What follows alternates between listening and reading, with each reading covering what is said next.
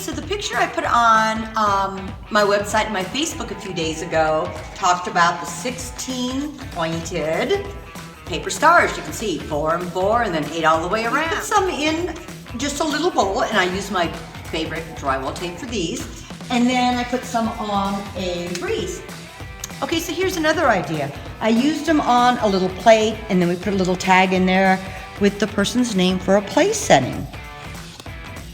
So here's a few more ideas. We just put some in a setting, and the one that we did up on top of our paper tree, I stamped it, and then I put it together so it gives you a whole new look.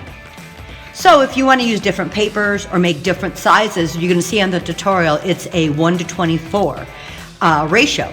So on this one, I'm using 1 inch, so half of the drywall tape. This one, I used the whole width of the drywall tape, so that's a 2-inch one, and it makes it an 8-inch star. And then this one I did, and it is a 1/2 inch, and you get this star, and this teensy tiny little baby one, I did it with a 1/4 inch of paper, and you get this cute little tiny one.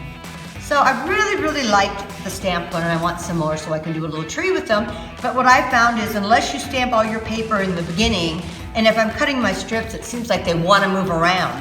So if you look at the tutorial that I'll have linked, this is about the stage, and you'll know what this stage is when you see it, that it's easiest to stamp it, and you're going to stamp both sides.